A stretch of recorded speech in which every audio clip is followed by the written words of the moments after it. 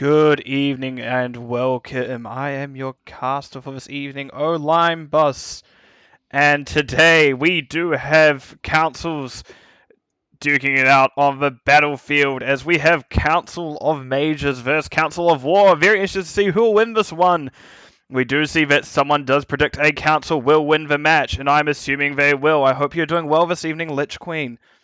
Anyway, as we can see how we got here, Okay, first of all, tournament match. So this is essentially do or die for both teams. Whoever wins this series will go on to the next round. Whoever loses is out.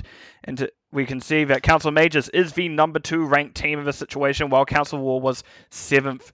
So that is 2nd and 7th seed, respectively. So starting Council of Mages, we see they banned out Alterac Valley? Alterac Valley and Cursed Hollow, while Council of War banned out Dragon Shower and Infernal Shrines, and that led us to a Towers of Doom map. I'm unsure who picked map pick, as I state with every series I like to go in as blind as possible. Unfortunately, that means I won't know who picks map pick or first pick, no matter what situation, just because otherwise I will spoil the series for myself. But right, without further ado, let's get into this. As I remember to push buttons in the right order, and I nearly messed up the last bit. Let me click this one. Nailed it. Right. On the left-hand side of Council of Mages, we have Waffle on the Leoric, Father of Three on the ETC, Curtalicious on... I can't see that in there. Anduin? 10 seconds. No, what are you? Tyrande. Jeez, I really got that wrong. Bitnan on the Greymane and Diesel on the Kael'thas. On the right-hand side, we have Izioza on the Sonya. It's Sonya now. D1 above all on the Gazlo, CW Ender on the Joanna, Ultimate Hook on the Brightwing, and Knight on the Li Ming. Anyway, coming back up here, we see Waffle just takes a nice wild swing into nothing. That's alright, I do it all the time. But now we just see what's probably going to be just double rotates for the off lane. Surprise, surprise. And, well, just seeing control of this lane, trying to get held down by both sides. As well, this game very much becomes a... It just occurred to me that it's double bruiser. Interesting. A double bruiser come from the side of Council of War, so they'll be quite brawly and have a decent amount of sustain for these objectives. I just wonder if Brightwing can keep up with all that health. This should be interesting. And on the right-hand side, we do see your general stun lock combination of a stun that we see of Curtalicious and the Father of Three with the initiation. Curtalicious actually found the arrow onto the Li Ming, and that will be first blood going over to Council of Mages. Oh, this is gonna suck already. I just realized I'm gonna say Council of and go, wait a minute. Look at screen. That Council. I could also make bad jokes about zoning permits and such as well. We see that the side of Council of War got a bit zoned out for a while, but now that Knight is back, they just essentially see that Council of Mages was lovely and got rid of that camp for them. Or burned for a lot of the camp for them. So that'll be this right camp taken by the side of Council of War, and we actually see that they are going to try use that extra amount of health they have on their side, and we do actually see Leoric is coming down. This is now a 5v4, not something you want to be in under most situations, and it looks like that Council of War does not indeed want to be in this situation. 5-3 goes for the slide of D1 above all, but doesn't quite hit the mark, unfortunately. But at least they did try. Right, we did hear the Sappers go on this bottom. We do see the Sappers pushing back. Gazlo is rotating up to help Sonya every now... I try to read the name. Went, Iziosa? Iziosa? I don't know. But yeah, they're trying. They're trying to best just to help double stock, as Leoric is actually very good. Especially if we look, we actually don't see what I thought we were going to see, but that's okay. Interesting, we see the Kael'thas going Convection, often considered a meme talent, and I say that right as someone runs into it, but it is what it is. And that's about... We do see the Lunar Blaze from the Tyrande. Night as it goes down once again. Actually, that is terrible timing, as all objectives are up in a matter of a few seconds now. Blast doesn't quite find anything, and bombs are being spread. With Joanna, we see both, sorry, I mentioned multiple things, Laws of Hope and the Subdue. Father Free just trying their best to zone. I'm going to zoom out just to show you what's happening down here. In the top, we did see these top two altars traded. Right.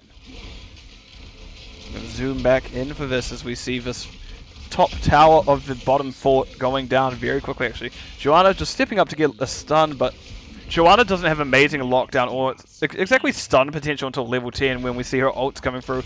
We usually see the not falling sword. We've seen a lot of falling sword recently, usually in combination of things such as Anduin, but we usually see a blessed shield as a very quick stun, just quickly coming out and quickly stunning the enemy. Right, sorry, something just needs my attention very quickly. So sorry about this, so sorry. I'll even move the camera onto people so you can see, as we do see that Vera's engaged happening by the side of Council of Mages. I got it right that time, excellent, and we do see Joanna just backing out the long way around, however just not wanting to step in, unsure about what they want to do. But yeah, they rotate back down, excellent. So yeah, again, it's actually, we're still early games, so it's still quite hard to tell. I'm going to pull up talents just so people can see them. We just have Joanna actually going to full condemn build, not condemn, Q build. So that will be minus 35% healing. Yep, for 2 seconds on anyone that Q hits. Other things to note is Li Ming went Calamity. Gaslight was going into laser build. Otherwise, things are looking fairly standard. Greyman went Wise and Duelist once again. I've often said on this channel already that I love Wise and Duelist. I know it is a meme. I know that definitely there is a better one at that level, and that is the extra range. But if Greymane, what's his name again? Bettinen can pull this off, they'll be in a very good spot. G1 above all getting dove on, they get stunned, cancelling the laser, and that will be them going down. Brightwing's phase shift not getting off quite fast enough, and there's first blood for this fight, going over to the side of Council of Mages. CW indicating very low, and they'll be Greymane taking them out once again. That is a 2 kill already. This fight, Uziosa going back in. That will be them getting very low. Toronto trying their best to finish them off, however, will not be able to find them. All the meanwhile, Kalephis was getting this top objective after that first kill. We do see Bettinen now getting this bottom one, as we do actually see Council of Mages off to an incredibly good start here. That's only 1 altar to 4 essentially at this point. Wait. Yeah, 4. Maths sometimes works out for me. Look at that go, eh?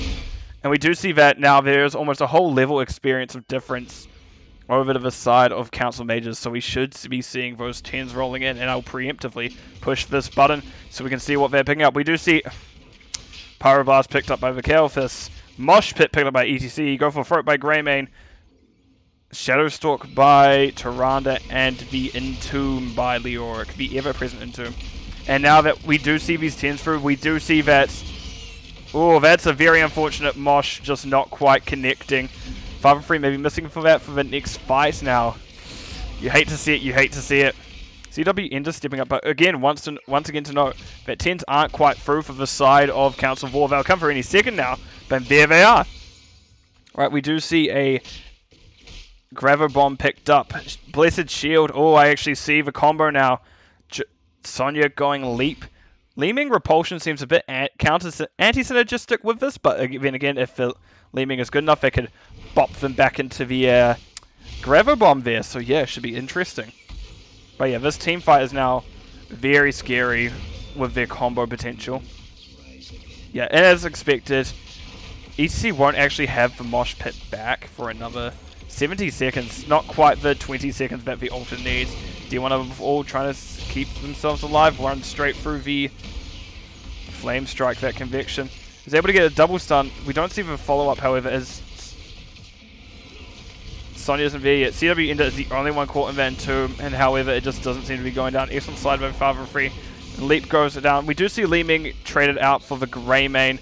Ultimately, that does mean there is more damage on the side of Council of Mages for a moment, and we just do see that they can't step past this enemy line as Father Free gets that channel across. We see only 10 stacks already for Conviction, so it's not the most efficient completion time of it, but Kalephis is definitely playing safe enough currently to get that off. I just wonder if it will be a deal breaker, as ultimately 100 extra damage isn't the most, but it can definitely do a lot of extra just burst damage, do not get me wrong. Alright, we do see this one camp taken. Did we just see... See just a little bit of decision making going on by the side of Council of War. We're just not quite sure what they want to do here. We do see them drop back down to help this push in with this Sapper camp here. Father Free stepping up early. Interesting. We do see the Entomb come out in D1 above. D1 above gets stunned, and there will be a Pyroblast coming onto them. That will be them getting stunned on a Waffle, and the self-heal with that W. That is excellent double use of a double charge. That will be Bettman going down first. That is a Greymane losing his stacks out on his W. Not his W, his auto attack. Bombs are being spread very well by the side of Council of War. I'm going to note, Kalphus doesn't at least lose his conviction stacks. However, I've accidentally alt tabs. It's not what I want to do. We do see that Wizened Duelist was halved once. Was halved, so we're at 10 stacks, no, 5. Unfortunately, that is how the talent works. Kalphus did back for mana and health during that, after that. And we do see now that here's a problem with not Curtilicious himself, but the Tyrande. Tyrande does have a tough time healing through a lot of damage. So when there's combos like this, Tyrande will struggle. Because there are a lot of their kit is their stun and their vision. So if you manage to catch someone out and get a good team fight on them, a good engage, you should be able to beat them. Now we do see ETC has Mosh Pit back up. He goes for the slide. Excellent Entomb actually. Father Free can't quite sit back in. Right wing manages to blink to dodge the Flame Strike. A little bit of bomb spreading. Kalphus gets sleeped on. However, Curtilicious does cancel out. Does make it so there's no follow-up. Diesel is going relatively low. However, Curtilicious is also very low. We do actually see Gazlo going down first, quickly followed by Brightwing. Li Ming takes out the Tyrande, and they'll be the first reset. However, not able to get much more, as that is then the Sonya falling. CW Ender trying their best to escape. However, Waffle with that slow on the mace, and that will be the next. And again, another objective going over to the side of Council of Mages. Only thing to note here is that this bottom temple being over... Bell Tower being over for the side of Council of War meant that there's just one less shot going in, so may actually save them in the long run. We'll have to wait and see. And now we just see this being converted back to the side of Council of Mages. God, just saying councils over and over and over again is going to drive me insane. I'm just here like, ah! Their mini council thing do good zoning permits. And once again, we see these Sapphirs being taken by the side of Council of War. So we are just seeing good macro sense from the side of Council. However, just losing people just a bit too early on just because of that those stuns. We just see no one is currently pushing this wave, and now there is a talent deficit inside Council of War. Council of Mages really wants to fight this fight. We do see an excellent slide onto D1 and above, but we don't actually quite see Mosh Up. That will be Kalphus losing convictions. That will be quickly losing the Tyrande. However, Brightwing is traded out. Bessenden will be going down next. D1 above, all soon to follow. This is already a 3 for 2. Waffle does actually have a decent amount of health steal, as I do believe they went for Mithril Mace. I'll check after this. However, Waffle is going down next. Father Free is the only one left up on the side of Council of Mages, and they're able to get out so far, and that is the boombox, basically. Oh, no, see, the Ender was pushed close. They don't actually have shield to get close to them. They do manage to get the stuff, do manage to get the slow. Sonya gets her chain off, and that will be Father Free going down. That was a 5 kill for the side of Council of War, and more importantly, that was a talent reset. That was a conviction reset for them, so this is now in a bit more of a precarious situation, as Diesel has lost out on a decent amount of that damage. Joanna, we see in this bottom lane, can't actually commit to getting that now. I'll actually bring this up, and we do see that Mithril Mace build. CW Ender will not be able to last long against Waffles. Waffle will just be able to slowly, actually quite quickly, take their health out. Diesel is channeling the spot objective. CW Ender stepping onto it, manages to get the blind off. Waffle uses the Ray Fork. Not the damage reduction build, that's an excellent leap onto it. We do see shield coming out. Excellent stun combo. That will be the Kalphus going down first. Waffle looking like their suit to follow will go down. Bettinen using that move speed from their 13 talent to get out. That is an excellent orb combo onto them. Night will go down next, however, because getting into melee range of a Greymane is often a death wish. Bettinen dives into a stun, however, will be able to roll back out.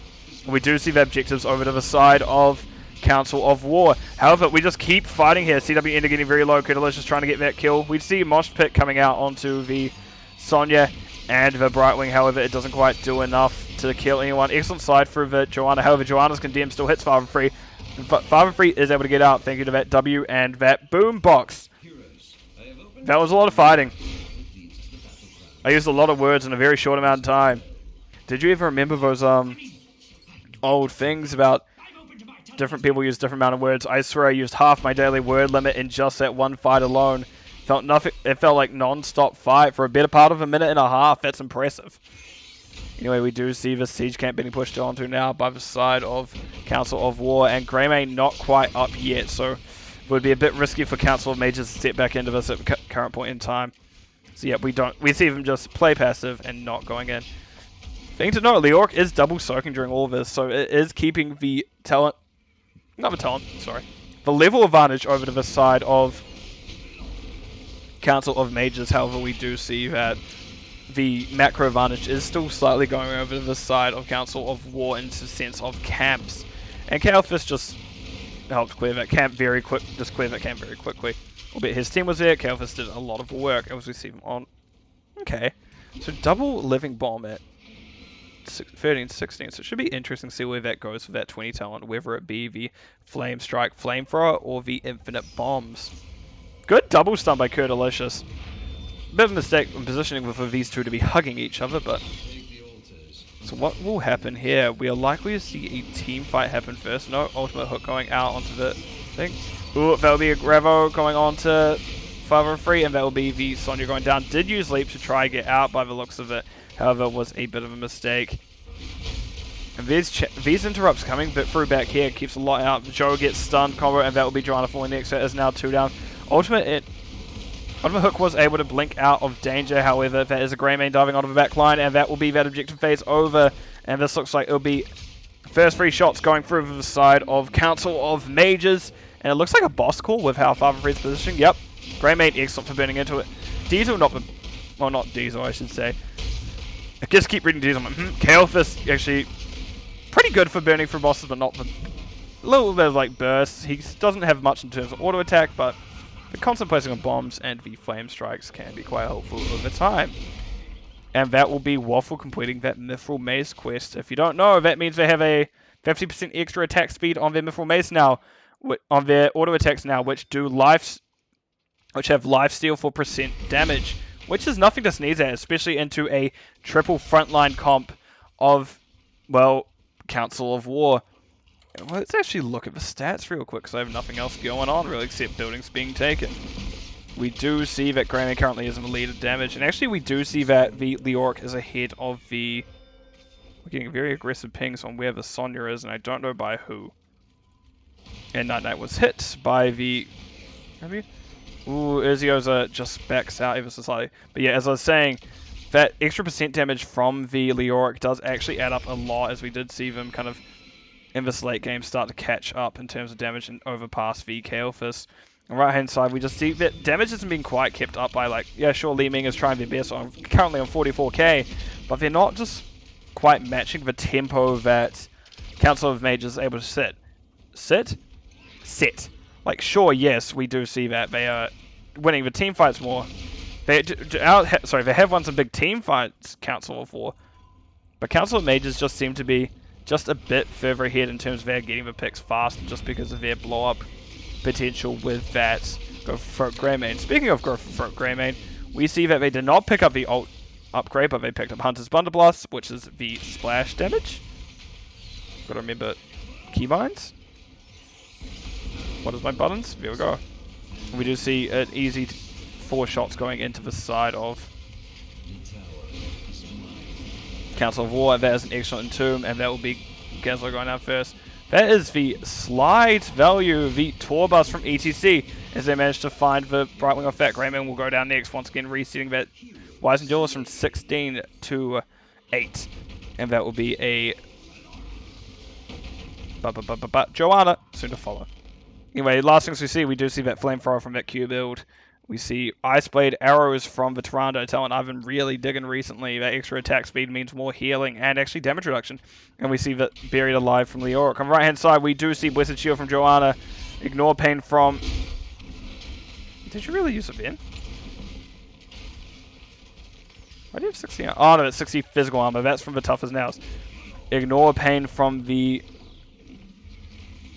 Sonya. We see that Gaz full stun build, which actually is very annoying if you've ever played into it. Brightwing Blink Heal, Invisible Friends, and Repulsion from the Wave of Force. And we do see now that... What the hell am I zoom levels? We do see that we get a very defensive positioning of this bottom lane from the side of Council of Mages, but they do know that this is a very good way to basically control this bottom lane, as it is very hard to get to this bottom altar. You have to walk through this mid area, and we do see Greymane fighting with the Joanna up here. Joanna getting slowly chomped out, and it looks like that would be a... No, it is not a % damage at 7. That sleep coming out, Bettinen going down, gets repulsed away, unfortunately, and that repulsion may be the end for the side of the Council of War, as they will not have to take out the Greymane, and Diesel is just channeling bottom, safe and sound, and that will be the first game going over to the side of Council of Mages. GG to both sides. Right, let me get rid of this, and I'm going to pull up some talents. Everyone loves a good bit of talents, right? I lied, it's stats first, baby. Right, we see, actually, Tyrande was ahead of Brightwing by the end of the match. Very impressive play by Delicious, actually, I have to say. Brightwing, yeah, does have a big burst heal. However, when there's multiple big targets, such as Gazlo, Sonya, and Joanna, they just don't quite keep up as well. So, yeah, I did like it for that little extra burst protection. However, Phase Shift wasn't quite getting off in time, which... By no means it's for Brightwing's fault, but it's just people were dying too quick. Meanwhile, Tyrande, we did see, as the side of Council Mages did have a momentum a lot. They were getting an early pick onto things such as the bigger damage dealers, that Tyrande didn't have the burst that they had to heal for as much, so they're able to sustain through most fights. And with that, we see Waffle did an excellent job double soaking 10k higher than the next of Sonya, which probably led to that... Which probably led to Council of Mages... Councils of Mages lead and made it so they kept that experience lead. I will have to say, I did very much like Council of War's combo. Just the comp didn't quite click into the side of Council of Mages' comp. But all in all, it was very good play from both sides. Right, some final notes. We do see Joanna had 27 Lords of Hope. Tyrande didn't quite finish Lunar Blaze. They ended up on 18. Same for Kalphus. They ended up on 9. They would have gotten there if they hadn't died, but they unfortunately had 2 resets, and Greymane ended the game with Wise and Jaws being at 5 stacks. If you are interested in these builds, here they are now. Just take them in. Here they are. I'm going to mouse over them, being real annoying, so I'll just like underline them over here. And right, we're going to throw to a quick break while I set up the next map, so we'll see you in a few moments. As I remember where all my buttons are. There we go, excellent.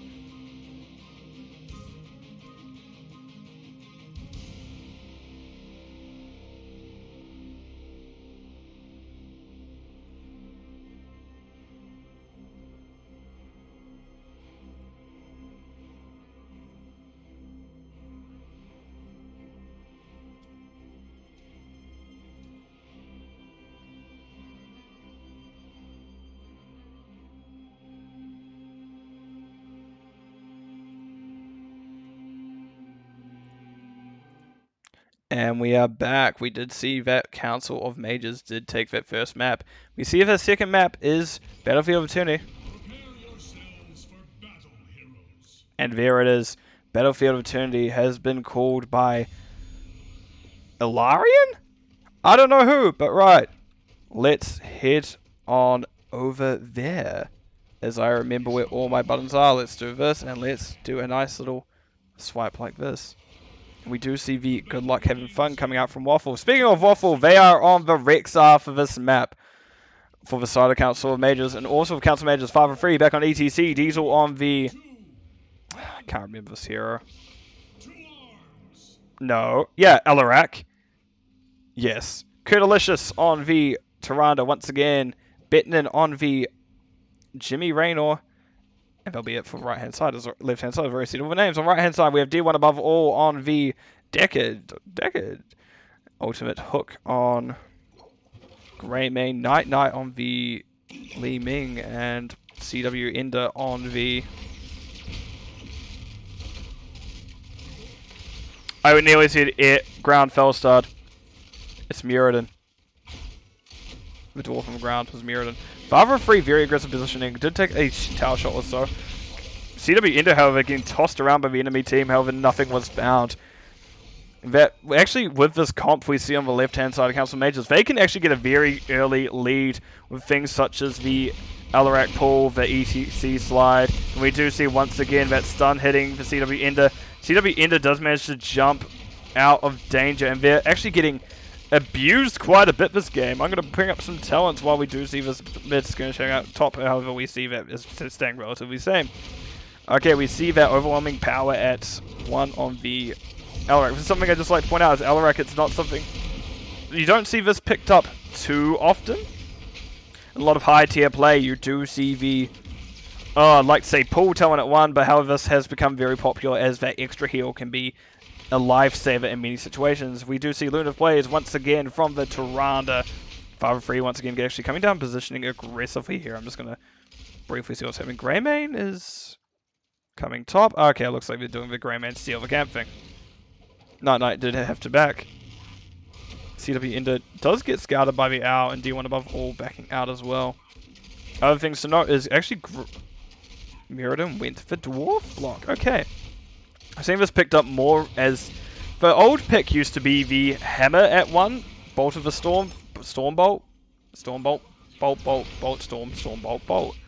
Talent at level 1 that scaled every time you hit a Storm Bolt. However, with its change, it changed to auto attacks increases its damage by every 2 auto attacks basically is 1 extra damage on the Storm Bolt, and it kind of has been considered Garbo.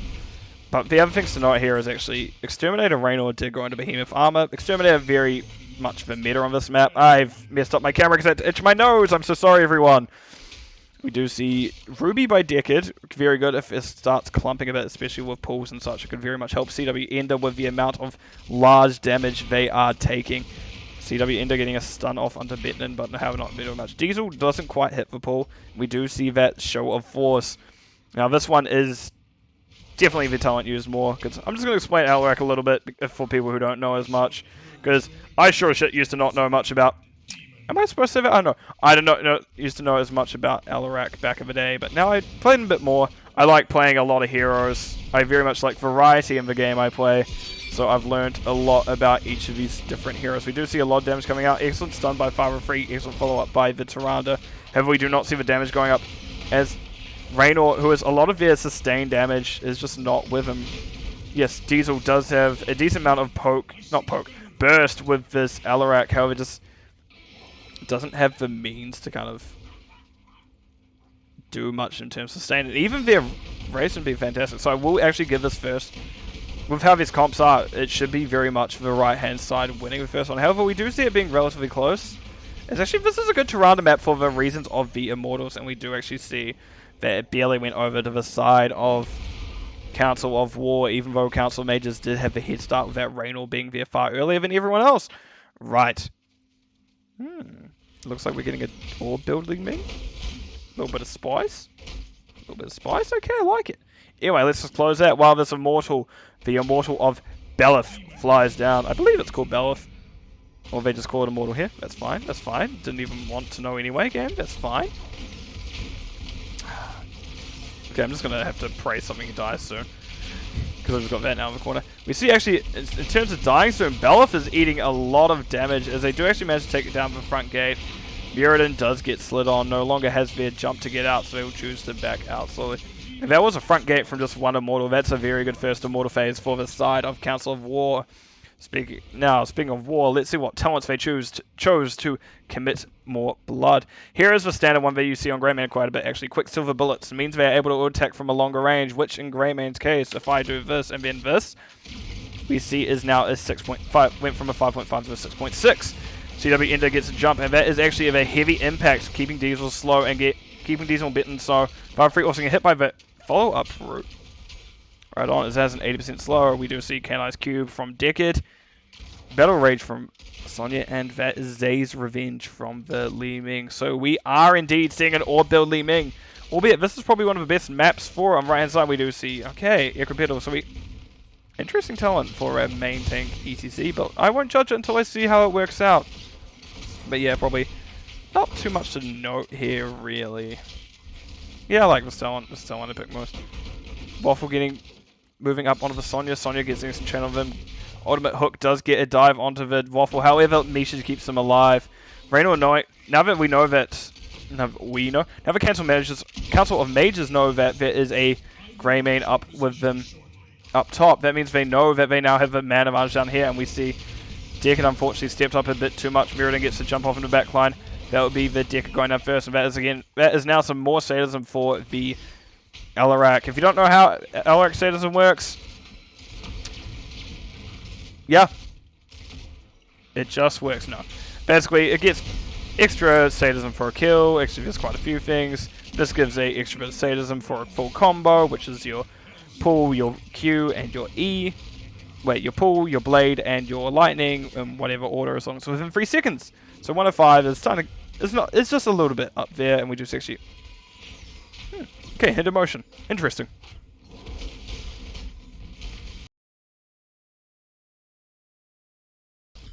Sorry about that. My headphones decided to briefly unplug themselves, and that meant I lost all audio, and likely streamed it as well. So I'm very sorry about that.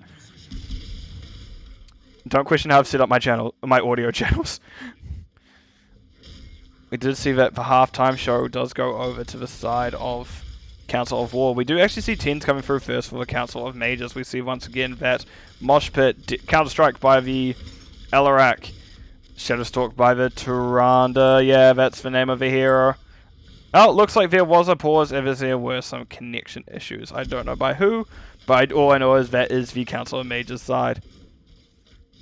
Other things to note is the Hyperion. That is excellent. Oh, it's an excellent slide, but however, we do see that pulled out Mosh. CW Ender does hit the stun onto Father of Free. CW Ender doing their best to equal proportions, however, they were in the middle of the enemy team. That was a full 6, including Misha, 6 people hitting them, and that will be the Mirrodin going down first. Speaking of Mirrodin, they pick up the Avatar and get that level 0 quest off. Curse Bullet comes out, doesn't quite hit Father of Free, as they did happen to slide at the same time. There's an excellent pull combo onto the D1 above all, just having to back out. Elric trying their best just to focus him down, however, gets slept for his efforts, being told, no thanks. Other things to note was that Raynor dies. 9-0. Okay, yep. That is how they thought that Maul was going to finish at that point. Leap on the Sonya, and once again, we do see the wave force from Li Ming. Father of Free actually taking a decent amount of damage here. Gets that W off very well. However, Tyrande did seem to have their back covered. Mirrodin just throwing up the stun, not quite hitting anything. We hear Curse Bullet come out, and that will be a Misha going down. Bit rude to shoot a bear like that. Hope you know, Grey Man. I hope you know, Ultimate Hook, that I'm just now watching you for shooting a bear with a big bullet. Got my eye on you. If I want to see that stuff again, I'm calling Peter otherwise. Peter? Yeah, Peter. Just have my eye on you. Have my eye on you, Ultimate Hook. Anyway, back out to the actual action. We just to zone back out to this. We do see that roughly the same value getting from that second Immortal as the first one. However, we do have just this very close fight still. It can really still be anyone's game as we're excellent close. There's trying to get on first, pull away from Diesel. Diesel does get excellent silence onto the back line. That will be actually still the Tyrande going down. Father of Free having to back out. Father of Free is actually going out relatively safe. That Hyperion was used. Got a bit of damage out, however, interesting use of it. We do see Rek'Sai showing bottom. What did Rek'Sai go at level 1? I should probably check. Hunter, Gatherer, no. Bird of Prey, right on. I tell we see used a lot recently. Diesel was at least checking this out up here, but decides to back out. But as I was saying, I love this hero. Rek'Sai is one of my favorites. Didn't actually go the camp taking 1-1, went Bird of Prey, which means they are able to wave clear far quicker. Yosa has to back out. And just that's how the 4-man work, the offlane works sometimes. Father Free doing aggressive positioning here, especially considering that the healer wasn't quite back yet, and we do see the bottom camp taken by the side of Council of Mages. Alright, while we're just doing posturing, let's just bring this up real quick. We see siege damage very comparable between both the Sonya and the Rek'Sai. We did hear Curse Bullet hit there, work there, and we didn't actually see it hit anything this time, unfortunately. At least it didn't hit Misha, you monster! And camp being taken by the side of... Can I hear things? Hello, game? There we go. We do hear that Immortal will be spawning in 5 seconds. Oh, now it's 5 seconds. And we do see these Shaman camp being pushed, and will probably be cleared out pretty quickly. And we do actually see a push here happening by the side of Council of War. Father Free gets stunned out. D1 above all gets an excellent route, and that pull into... Ooh, that's an excellent stun. Being able to free out D1 above and CW Ender. D1 above all trying to eat their rubies as quick as possible. Drink that floor juice. However, they will be going down next. CW Ender drinking drops relatively low. Thank you to that Rek'Sai and that Raynor's damage. And that'll be actually a Misha going down in trade for Decade. Not the best trade by any means, but at least something was gone out of it. CW Ender does get hit, and there's an excellent side Father Free. The pull actually misses up the stun combo, however, there will still be Li Ming going down. As by the looks of it, Li Ming did go into Illusionist. Okay, so a bit better of an escape period then. Sorry, just looking at talents, we don't see anything too peculiar for the most part. This aspect of Hawk is expected, Encore is expected. Encore is very good currently still, even that fight. It was originally better with, I believe it was 6% cooldown reduction every time it hit a hero on heroic abilities. They dropped it to 5 because 6 was just slightly too fast. I still think 5 is very fast, as it could potentially turn a 120-second cooldown into maybe a 30-second one. We see the Owl at 4 to 13. Okay, we see Leap coming out onto Diesel. Diesel able to just back out pretty safely. Mosh comes out, doesn't quite find anything, and would have been actually cancelled anyway by the Immortal. Misha stepping up, not finding much, getting a stun for it. There's an excellent slide, hitting 2 members on the side of Council of War. That will be CW Endo and Ezio, so getting very low. There's an excellent sleep. However, that Moonstalk, Shadowstalk does save for a little bit, and there'll be a Misha death and an Alarak death. Alarak, much like Kalefa's with Conviction, if they die, they lose all their stacks of that quest. Betson getting thrown back in, and we'll go down next. Night having to back out. Ultimate Hook also getting relatively low. And while they did win the fight, we have to be curious whether they've won the war, as Council of Mages managed to get that. Council of War... I've screwed up how I said that. Anyway, Council of Mages got the Immortal. Council of War has to defend. Simple as that. Right, let's have a further look-see at things. We do see that there has definitely been a lot of damage going out both sides. As not actually most. A lot of kills have... That's only been 4 kills per side, actually. I don't know what I'm saying. Apparently I'm very tired, and I knew that going into this, but here we are anyway. Trying to get people with casts they deserve. I personally want to make it so that at least every tournament game has been casted, and this is probably this is the only one not casted today, so I came to rectify that. And just so happens it means I've done Div D for the last 3 days. Leap coming out onto Father Free. Father Free eating a Curse Bullet. Gets hit by the root. Uses the W push everyone. That second W from the Encore manages to delay the inevitable. Unfortunately, it only did delay the inevitable. Oh, Tirana will slip. Escapes with her life, as there weren't able to be any follow-up. Bettinen being a very awkward position now, having to back out the safe way. I'm going to close this. If we do see that there is some prison mind, Bettinen was found by D1 above all. However, the aggressive position from Diesel and Curtalicious meant there was at least some protection for them. Very fortunate. But yep, we do see that both forts down here have been traded now, and there actually is not much to happen at the moment, as it's just a lot of safe play, just clearing, making sure that... Oh god, I'm yawning. I'm so sorry. Making sure that people play as safe as they can. Ezriosa does back out. Diesel doesn't quite get the pull off, but if they do manage to get the stun out onto Ezriosa, that will be Misha getting stunned. getting rooted, getting stunned, and that is Curse Bullet. What did I say, Greymane, about using Curse Bullet on a poor bear? That's a defenseless bear you've just hurt. Excellent leap actually coming out onto the... Ooh, Rek'Sai, there'll be Rek'Sai going down, so Misha also goes down with them, unfortunately. No extra experience from it, but that is Misha disappearing off the map. Night gets the orb off onto tower, excellent stuff.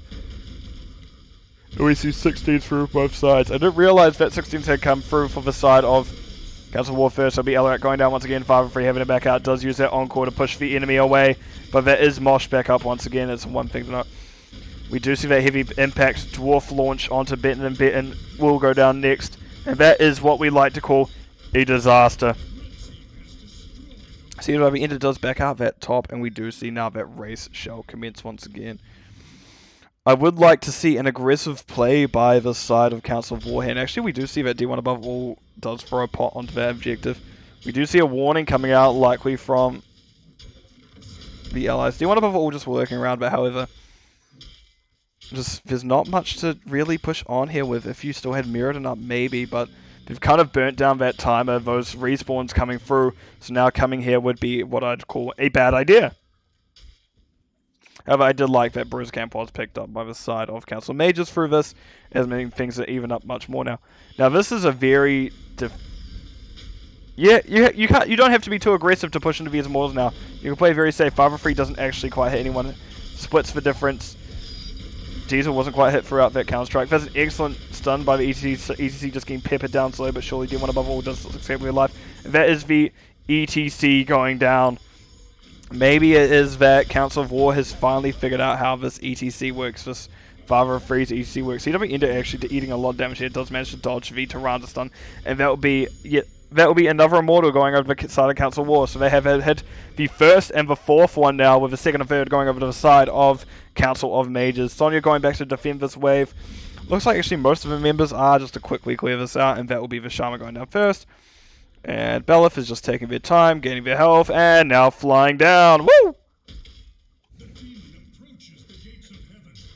Council War gets slowly pushing up with this Belif, this Immortal. And we do see a 5-man defense ready for the side of Council of Mages as Hyperion is dropped a bit early, but it is definitely dropped on that Immortal. I'm doing good shit! Sorry, I've been a bit sweary today as well. I'm so sorry about that. But yeah, we do see that Council of War is definitely pushing in here. That Immortal is still hitting at about 1/3 of its shield left. As it is just slowly pushing in. That Dorito, that root Dorito means that Father of Free has to back out. We do see their best to burn this Immortal down. However, this Immortal looks like it may be getting a building here. And it will indeed be getting the building here. That's very good push from the side of Council of War. And Belif is just marching to core. Now, Council of War doesn't have to play too aggressive here. They do nearly have 20s. They can wait ever so patiently. And then they can have a run of the map for a bit.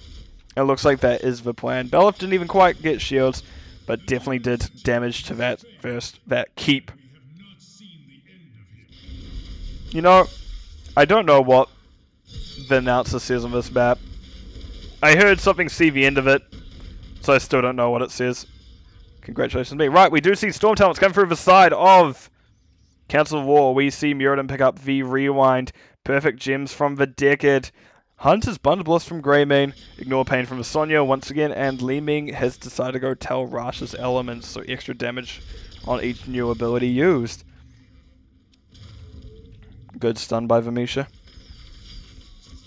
Leap coming out actually from Sonya, meaning that there's a lot going out. Curtalicious gets slow but doesn't quite hit the stun, however will be getting quite low. Excellent sleep by the Decade, catching 3 of the members. That will be the Rewind used. The CW Ender gets the jump and the stun down. That will be Misha and then Rek'Sai going down. EC being forced back in, Father Free having to use it.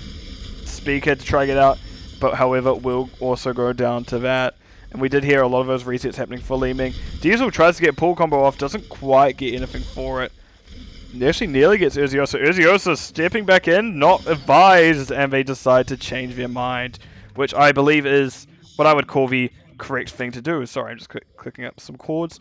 And it looks like that there is going to be an end call here from the side of Council of War. I don't hate it. If they're able to get definitely another pick, they should be able to win. But even now, they are definitely in a good spot, as the next front line for Council of Mages is still 12 seconds off. Diesel missing the combo. We do see that Tyranda's trying their best to hit those stuns. We do see the core now is hitting that, taking damage. We're at 50. We're actually dying pretty slowly. Ultimate Hook deciding all leap using on being used for core as well. And that will be the second map. And over to Council of War. So this will be a free map series. I love it. Right, let's have a brief look at that game summary screen now. As I click this, and I'm on the silence. There is the stats. Right, we do see that Decade was actually out.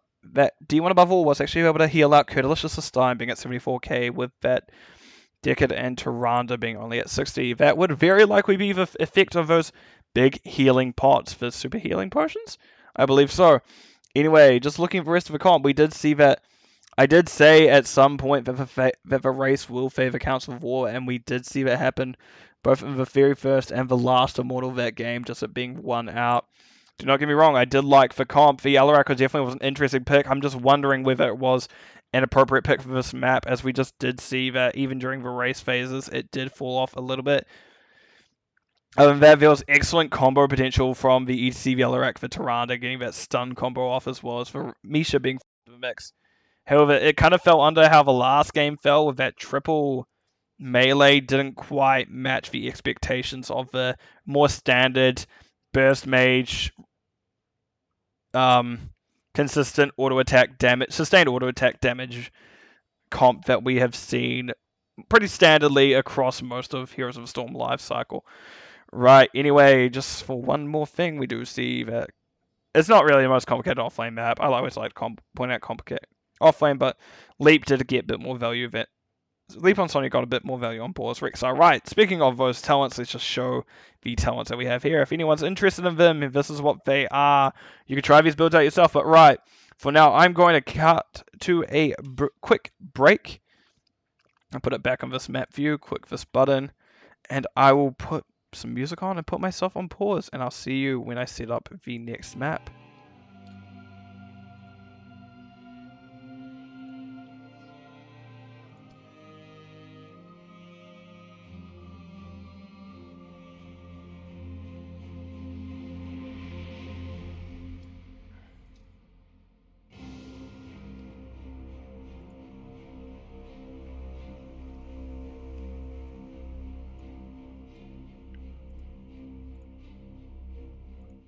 See, it wasn't going to take long.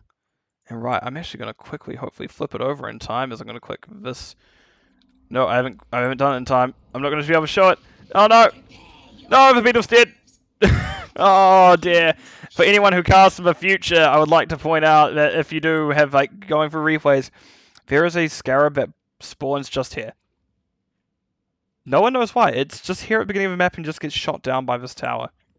Oh, Ultimate Hook, I see your shame of accidentally typing to the team. Yeah.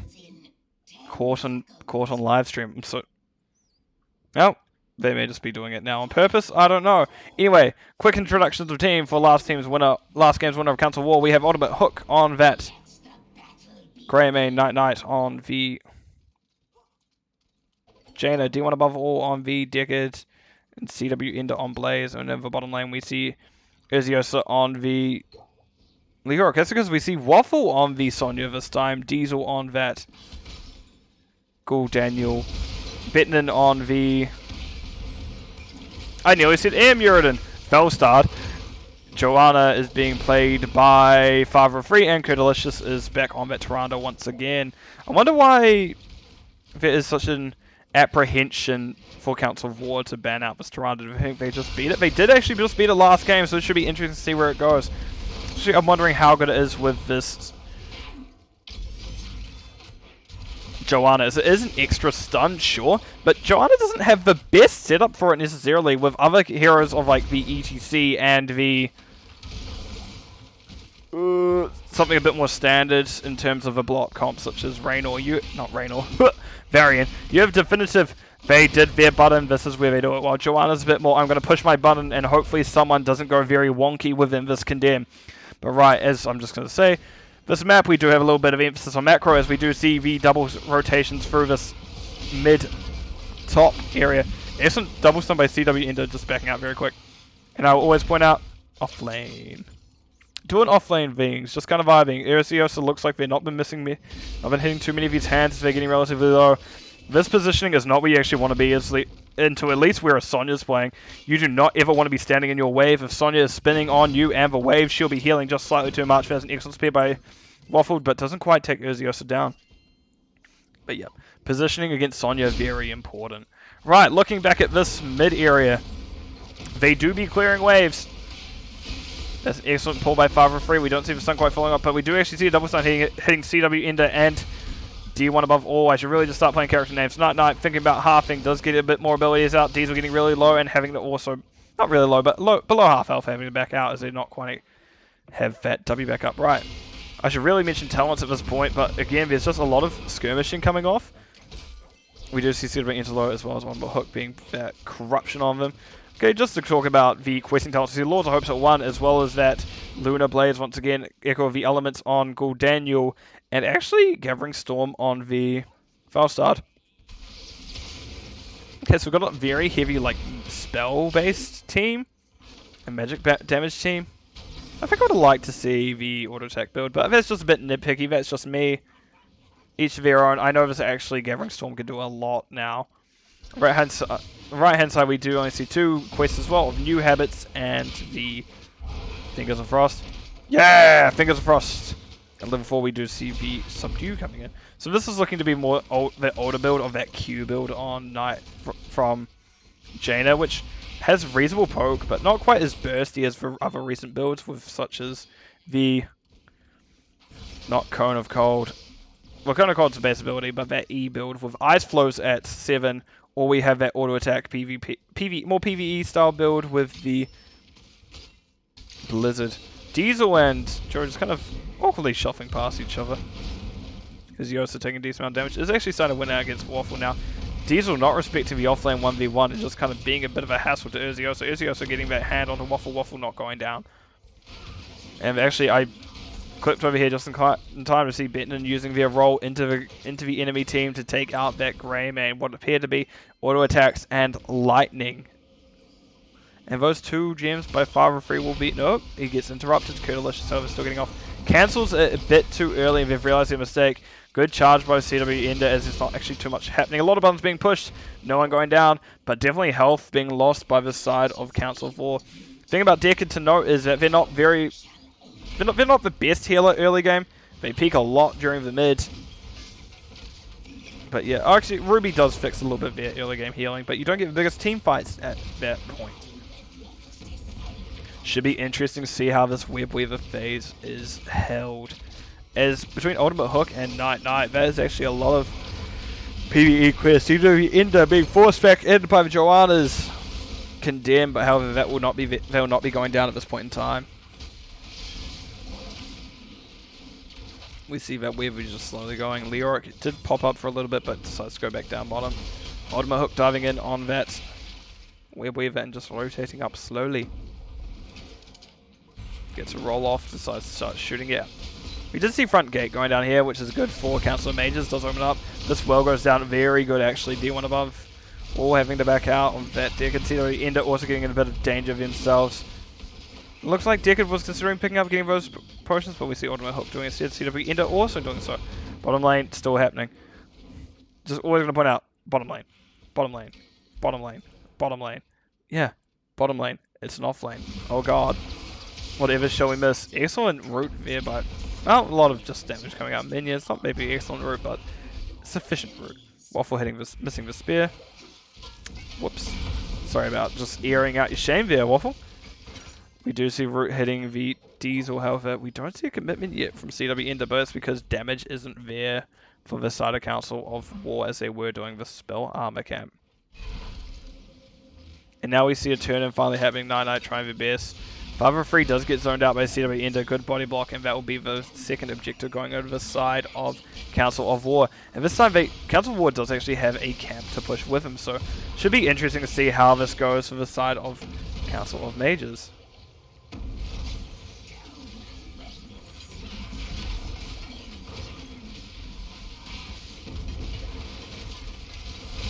Alright, we're just soaking this in, we're just seeing a lot, quite, it's actually some soft siege coming out from the side of Council Wars. They don't want to really be caught under these gates. That's the first tower going down. Vietnam getting driven in by Ultimate Hook, but doesn't quite find the kill, unfortunately. Ultimate Hook doesn't quite find the kill, unfortunately. Web Weaver just slowly taking things down, manages to get this well. Yeah. No, not quite. Yep, there we go. The auto attack will do it. Diesel was stepping up a little bit, and we do see Bunker coming out, as well as we do have 10 for both sides. We did hear Curse Bullet. During that, we do see the Entomb has been picked up. I'm going to pull this up, as well as the Stale Wilson and the Water Elemental. Falling Sword comes out. Ultimate Hook doesn't quite get hit. CW Ender does, however. However, does not really take much damage for it. This gate being balanced out here by this Web Weaver is excellent stuff. Diesel did rotate up first, so a bit away from the safety of their team, and we do see that Curtilicious can't quite follow up the right spot. That stun did actually hit CW Ender. CW Ender being feared, pushed in. The armor doing a little bit to save him. Diesel getting relatively low with a little Ultimate Hook dive, but that will not be a full commit, so cooldown lives, but so did everyone else. On the left hand side, we did see that Horrify. We do see the Gust by False Started Wind Tunnel. I actually think it's a very good ability, so it'd be interesting to see if they go with that later. Oh, we may see an Entomb coming out. That's an excellent stun hitting the Auric, and that will be decided to disengage. We did see a Falling Sword as well by not Jaina. God, Joanna. And the other thing to note is Shadowstalk again? Yeah, Shadowstalk once again. This is happening. Both teams are actually equal amount of gems at the moment. Something I learned today, which I'll point out when it happens. It actually has to do with these gem counters down the bottom. Actually, we did see 2 forts coming out of that phase for the side of Council of War. So there's actually a decent amount of extra macro pressure. Jenna doing the best to stall a little, getting that poke in. Curtilicious wants it, needs it, doesn't have it. And we do see that even now, actually both teams are even in terms of gem counts. I'm going to get rid of this because it's getting in the way. Again, just staying step for step, 5 and 3, stepping up, getting good double stun on D1 above 1, 9, however that's not enough damage. Cooldown gets the fear off, excellent stun however hitting them. Joanna does use that Falling Sword, which is a cleanse. Curse Bullet coming out of 5 and 3, Bettinen looking very aggressive. It feels like a, yep, Vera's for Wind Tunnel. Night gets hit, Night will go down. That burst from that Q build on the False Star just does a lot. Curtilicious getting slowed slowly by that Water Alley. Water Alley seems a bit chaotic about where it's going, not quite knowing its target. But yeah, that will be that happening over. Yeah, there we go. Fun facts I did not know until today. Thank you to the wonderful Raka for pointing this out. Now, actually, there's Ultimate Wrench going down. That is Greymane going down. This area will glow the team's colors if they have Handon. I may have been dumb for not knowing that, but here it is. Yeah, the more you know. And we just here see Council of War just making it so that Council of Mages are not allowed to hand in. However, are we going to lose a member once again? That's a good stun combo. Ooh! That Joanna Falling Sword, keeping Bettinen alive, meaning they're able to back out. I just want to see Waffle does have 11 of them, so they do not actually have to... Yeah, they do still have to hand it at this current point in time. But it should not be for long. Again, as I was saying, both sides are basically at turn, and Bettinen going to hand in this bottom one now. Greymane, how much are you carrying? Oh, this will be very close to see who gets it off first. Oh, that's Red Weavers. That is the Web Weavers coming for the right-hand side of Council of War. Let's ignore that I nearly called it Web Weavers once again. CW Ender doesn't quite have the stun, however, does get a good body block into Father Free. Father Free, but not quite in danger, does pop Iron Skin. That is Gus to push the enemies back out. D1 above all now, but out of position. However, it doesn't seem to be much to follow up on it. And that minus spell armor is what does so much with that Q build. Bettinen eating a lot of damage. Keep backing out. That fear was so close to hitting it perfect. However, Ultimate Hook did nearly take a shot, but doesn't quite. Do you want to both all sitting in a safe position? Ultimate Hook diving onto Diesel. Diesel going down first. Ultimate Hook will go down next. Expect you to be dragging back foot. For Waffle, doesn't quite get out. Bettinen gets very low. However, does get that double heal off from the Tyrande. Uzi also doing their best to give him. Does actually help take down the Sonya with Deck taking the last kill. Oh, the Jaina piercing Q finishes off that Tyrande, and that will not be much to defend against this wave. We do see heavy assist calls, as I believe it's Deckard going, "Drink my potions, pedants!" No, I just understand, but Deckard can be a bit infuriating if you just watch your allies just kind of walk by the potions and not do anything with them. But it is what it is. I'd like to see after this fort goes down, just an aggressive rotate. Yep, this aggressive rotate onto this bot area. Like, yes, Diesel is here, but doesn't quite have Horrify yet, and they actually will get caught out by that Entomb. And that will be a Gust coming out, not quite enough to save him. Vietnam now hopefully has roll. That is an excellent Falling Sword by the Joanna. Does actually save Vietnam. Nearly finishes CW Ender for it, and we're actually seeing a lot of damage coming. Now, Father Free to get hit by Curse Bullet, but put Laws of Hope just to basically say, nice bullet. No. Bad dog. And we do see now the choice that... Oh, okay, it's stealing the Bruiser Camp. I like it. We see that Guldan isn't up yet, so that is essentially a free camp for the side of Council of Mages. But we do see as that area is glowing still, and I can actually cast a Math when I'm not in a game. I can Math when I'm not playing the game. That is the hand-in for the side of Council of Mages. Let's have a quick look at talents real quick. So it's a little bit of an upgrade. We do see that update, not upgrade. So we do see that auto attack build coming through Leoric once again. Charge from base. This talent on charge is just so ridiculous still. 515 extra damage. Let's just have a look at a random person. You. A fifth of the health. Yeah. Don't know what else to say, but yeah. A fifth of the health. So it doesn't quite connect, and that is now Joanna in an awkward position. Joanna does drop that Falling Sword. That leap hits the Jaina. Jaina does have to hop in the bunker, probably hops out the safeway. That is fair, going out, hitting 3 of them. D1 above all does get an excellent root. And that is actually Sonya getting bursted down to hell. Diesel going down next. This is impressive stuff by the side of Council of War. Remember that Council Mages was the favoured one going into this, as that is the Jaina route hitting off. As actually now I look at it, that Council of Mages didn't quite have that tier. They didn't quite have that level 16 talent tier. Very unfortunate stuff. We see a boss call happening here, as we do know that the side of Council War does not have turn-ins yet. I'm going to briefly pull up some other numbers. We do see that Deckard is currently at 60k healing, while that Tyrande only hitting 40k. Not quite as close this time as it was last. Maybe that last game may have rocked them a bit, but we'll see. This game is not over yet. There are still 2 forts up. We do see this boss being pushed in with it, but however, Joanna and friends have come off respawn as of now. God, it looks like they don't even need a boss at this point. It's just this building's being melted. Fellstar, what is your plan here? Are you planning on going behind, gusting people in? That's an excellent stun by the Blaze, not quite the intended target. Blaze unfortunately gets separated from the allied team. Father of Free getting the stun out. Condemned only hits CW Ender at the end of it, and now we see an awkward fight here. Guldan nearly has the Horrify back up and looks to use it. However, it does mean that CW Ender's horrified out of it, and that will actually be the core starting to fall.